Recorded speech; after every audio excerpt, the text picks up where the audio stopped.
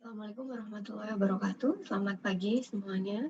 Terima kasih kepada moderator dan juga saya ucapkan terima kasih kepada organizing committee yang sudah memberikan saya kesempatan untuk berbagi mengenai angina without obstruction disease in the epicardial coronary artery.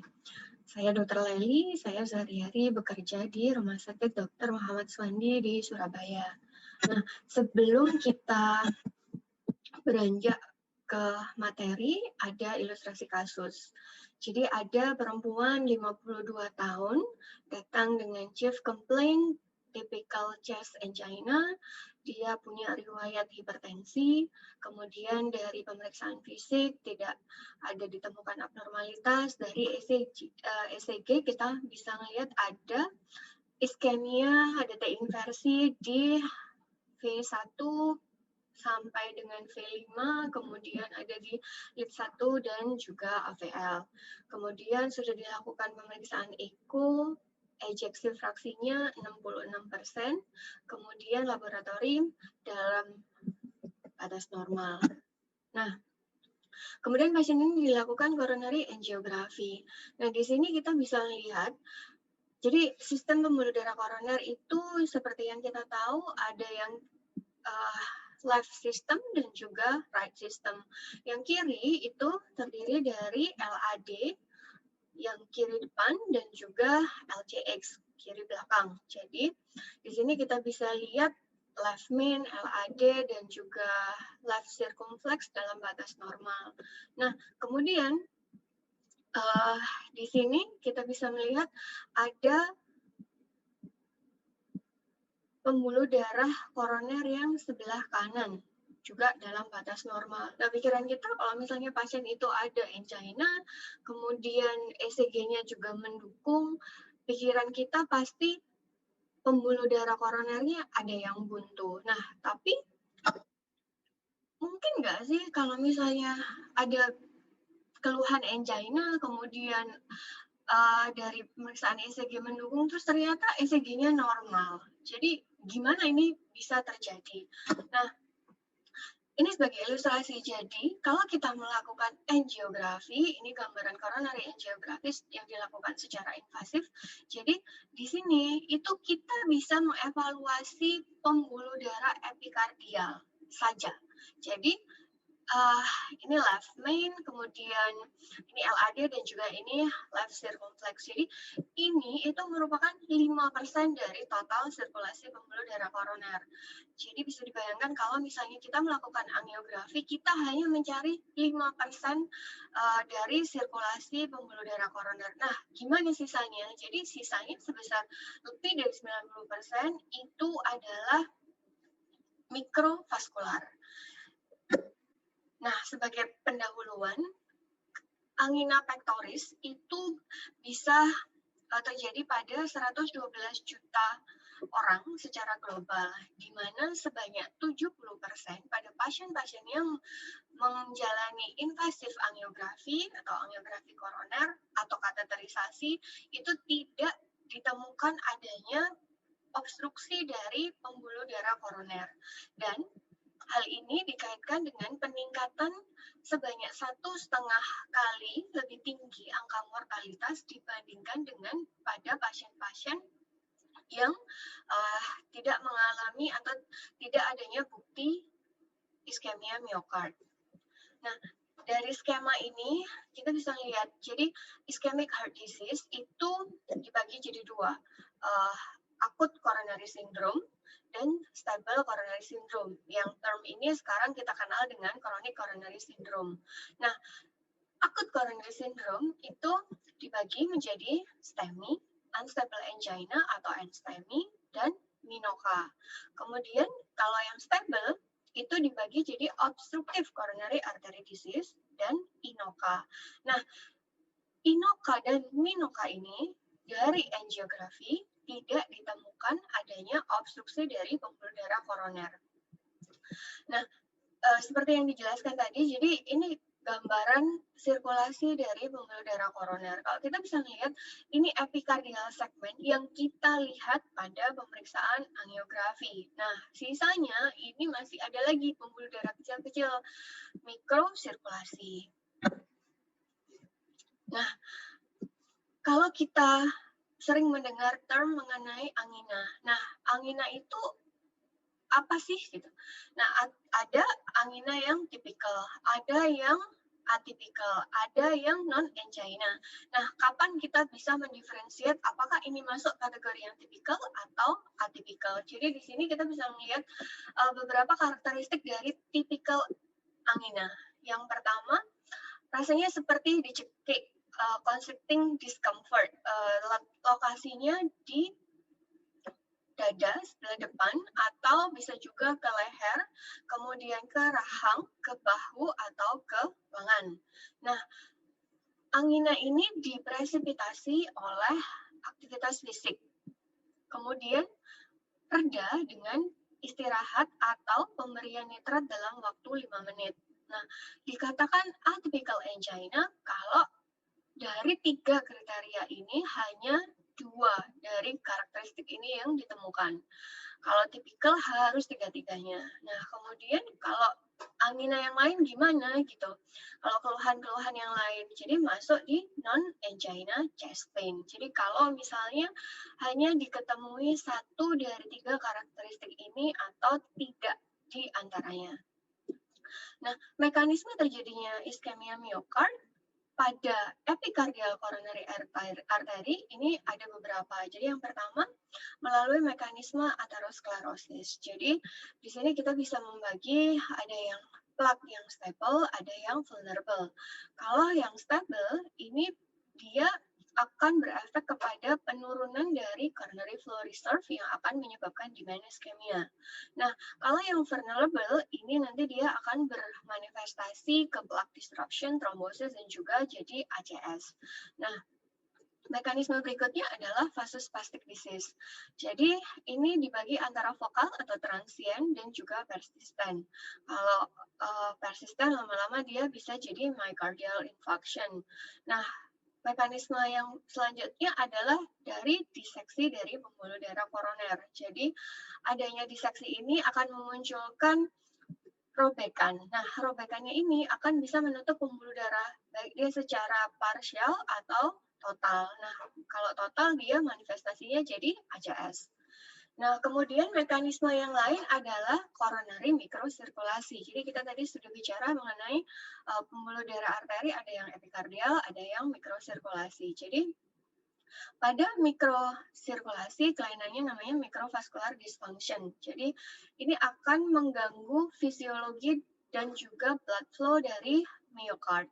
Jadi ini akan bermanifestasi jadi myocardial ischemia, juga bisa menginduce terjadinya severe acute ischemia takut subuh.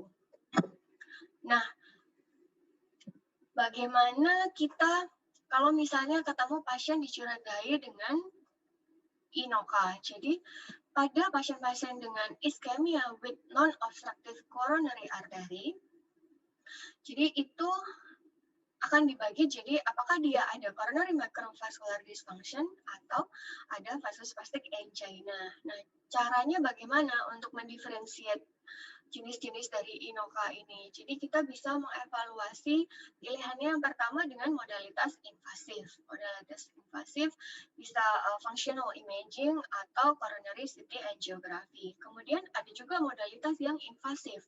Modalitas invasif dengan invasive coronary angiography, kemudian bisa functional test dan juga vasoreactivity test.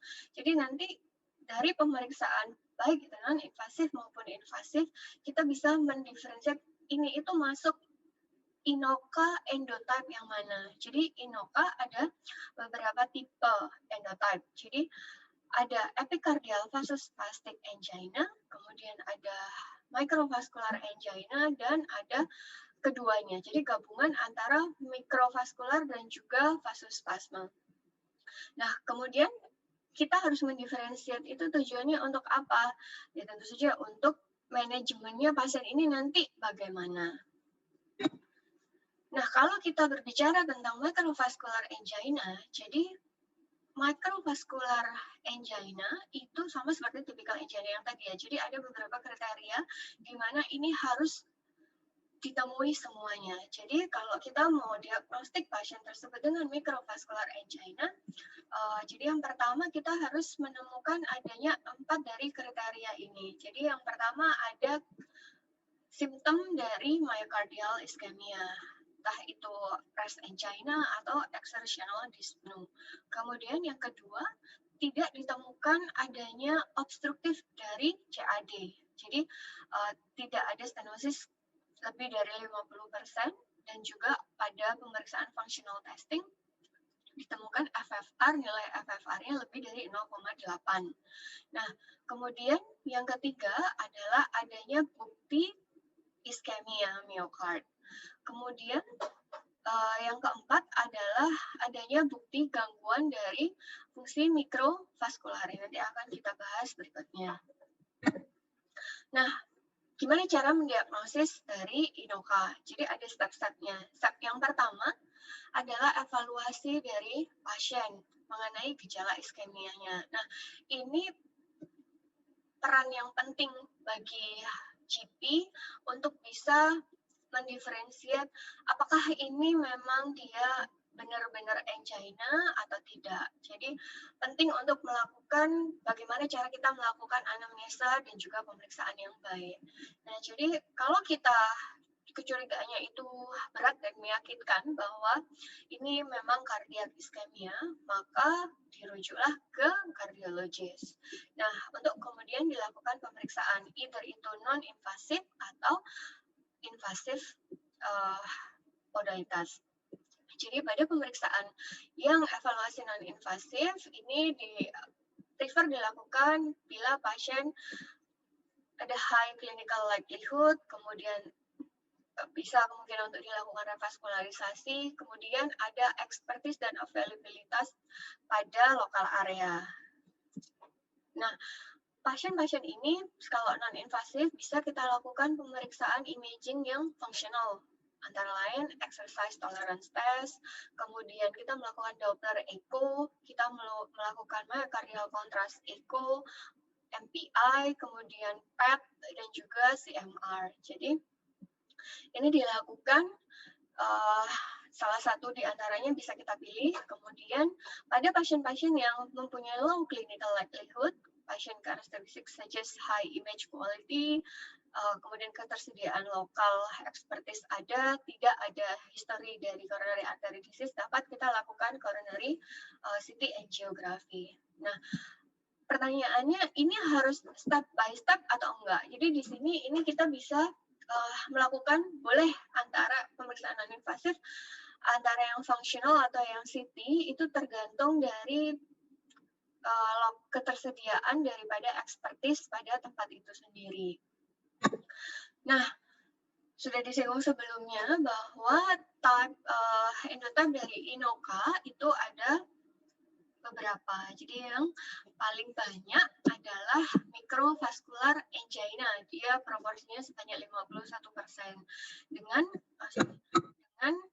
patofisiologi adalah coronary microvascular dysfunction. Kemudian selanjutnya yang paling banyak kedua itu gabungan antara vasospastik dan juga microvascular. Kemudian sebanyak 70% vasospastik angina dengan patofisiologi adalah spasme dari epikardial. Nah, sisanya non-kardiak. Nah, kemudian kalau tadi kita membahas mengenai modalitas yang non-invasif. Yang berikutnya adalah kita menggunakan modalitas invasif, yaitu coronary angiography. Jadi pasien bawa ke cath lab, kalau misalnya kita menemukan hasil dari coronary angiography itu tidak ada lesi yang signifikan, normal to moderate, kita bisa proceed ke functional test menggunakan diagnostic guide wire dan juga adenosine test untuk melihat berapa nilai FFR, CFR, dan juga IMR. Jadi Kalau misalnya hasil FFR-nya lebih dari 0,8 dengan hasil coronary flow reserve lebih dari sama dengan 2 dan juga indeks myocardial resistance adalah kurang dari 25, maka dikatakan tidak ada microvascular dysfunction. Nah, kalau misalnya FFR lebih dari 0,8, kemudian CFR kurang dari 2, IMR lebih dari 25, berarti didapatkan adanya kelainan microvascular. Jadi FFR itu harus lebih dari 0,8 untuk membuktikan bahwa lesi tersebut tidak signifikan dengan kejadian iskemia. Nah, dan tidak perlu dilakukan revaskularisasi pada epicardial coronary artery. Kemudian kalau CFR dan IMR ini untuk melihat apakah dia ada microvascular dysfunction atau tidak. Nah, selanjutnya dilakukan vasoreactivity test menggunakan acetylcholine. Jadi di sini untuk membedakan INOCA endotype tadi. Nah, jadi apakah dia termasuk epicardial vasospastic angina di mana dia pada waktu dilakukan pemberian acetylcholine didapatkan pembuluh darahnya vasospasma lebih dari sama dengan 90%, kemudian disertai adanya gejala angina dan juga adanya perubahan ECG iskemia. Kemudian kalau misalnya dia microvascular angina, pada waktu diberikan acetylcholine test, dia tidak terjadi perubahan vasokonstriksi lebih dari atau sama dengan 90%, tidak didapatkan angina dan juga tidak didapatkan bukti ECG adanya iskemia. Nah, kalau misalnya mix gimana? Jadi kalau mix, dia bisa antara dia terjadi vasospasma atau tidak. Kemudian ada gejala angina dan juga adanya bukti ECG iskemia. Jadi itu untuk membedakan antara dia mikrovaskular atau vasospasma.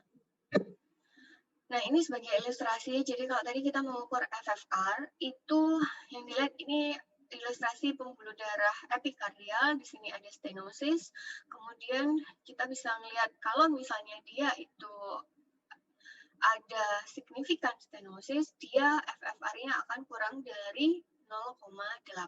Kalau misalnya tidak, maka tidak jadi stenosisnya tidak mengakibatkan iskemia, maka FFR-nya lebih dari 0,8 dan tidak perlu dilakukan revaskularisasi atau pemasangan stent pada epikardial. Jadi setelahnya untuk bagian yang mikrosirkulasi kita mengukur IMR dan juga CFR. Jadi ini ya kita menggunakan adenosin dan juga acetylcholine untuk mengukur FFR dan juga vasoreactivity test. Nah, untuk differential diagnosis myocardial ischemia antara lain coronary stenosis, kemudian ada coronary microvascular dysfunction, ada inflamasi, ada kelainan sistemik, ada vascular spasm, dan differential diagnosis pada angina tanpa ditemukan bukti adanya obstructive coronary artery disease antara lain arrhythmia, pericardial pain, kemudian kalau yang non-cardiac chest pain ya ada beberapa skeletal pain, muscular pain, kemudian gastric reflux, dan pada differential diagnosa dengan cardiac ischemic chest pain antara lain spasm, smooth muscle dysfunction, dan lain-lain. Nah, pertanyaan berikutnya, kalau kita ketemu pasien-pasien INOCA, mau diapain nih pasiennya? Jadi, manajemennya yang ada step-stepnya. Jadi, yang pertama, lifestyle factors dulu. Jadi, nutrisi harus baik, kemudian harus melakukan rutin exercise, kemudian berat badannya kalau misalnya berlebih ya diturunkan sesuai dengan BMI, jadi di-manage dengan baik, kemudian harus stop merokok dan tidak lupa juga harus mengatasi stres. Nah, kemudian step yang berikutnya adalah risk factor management. Jadi, risk factornya antara lain adalah hypertension, dyslipidemia, dan juga diabetes. Nah, beranjak ke anti-angina medication. Jadi, ini tergantung dari tipe endotype tadi. Jadi, itu dia microvascular atau dia vasospastic atau mix. Jadi, kalau microvascular angina, beberapa pilihannya antara lain beta blocker, CCB, nicorandil, ranolazine, ivabradine, dan juga trimetazidine. Nah, kalau dia endotype-nya vasospastic angina, opsinya adalah CCB, long acting nitrate, dan juga nicorandil. Nah, baik pada microvascular ataupun vasospastic angina, ini dapat dipertimbangkan pemberian statin dan juga ACE inhibitor atau ARB. Nah, ini beberapa contoh preparat yang dapat digunakan. Kalau misalnya microvascular angina, kita bisa pakai beta blocker dengan tujuan menurunkan myocardial oxygen consumption dan juga antioksidan. Nah, CCB golongan dihydropyridine. Tujuannya untuk vascular smooth muscle relaxation dan juga menurunkan myocardial oxygen consumption. Ranolazine untuk memperbaiki microvascular perfusion, trimetazidine dia meningkatkan sel tolerance terhadap kejadian iskemia dengan melalui cellular homeostasis dan juga ACE inhibitor. Opsinya bisa ramipril atau lini kedua kalau misalnya intoleran terhadap ACE inhibitor kita bisa gunakan ARB. Nah, kemudian kalau mekanismenya adalah vasospastik, kita bisa gunakan obat-obatan antara lain amlodipin atau non-dihydropyridine, verapamil, diltiazem. Tujuannya untuk menurunkan oksigen demand dan juga menurunkan spontaneous dan inducible dari coronary spasm.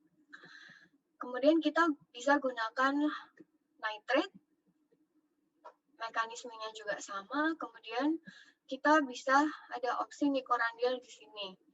Nah, kalau misalnya mix, ini kita bisa gunakan obat-obatan CCB, nicorandil, trimetazidine, ACE inhibitor, dan juga statin. Nah, sebagai key message, jadi banyak pada pasien-pasien yang dilakukan coronary angiography itu tidak ditemukan adanya obstruktif dari coronary artery disease, di mana term ini dinamakan sebagai INOCA. Nah, kemudian untuk mendiagnosa INOCA ini bisa kita lakukan pemeriksaan non-invasif dan juga dengan modalitas invasif.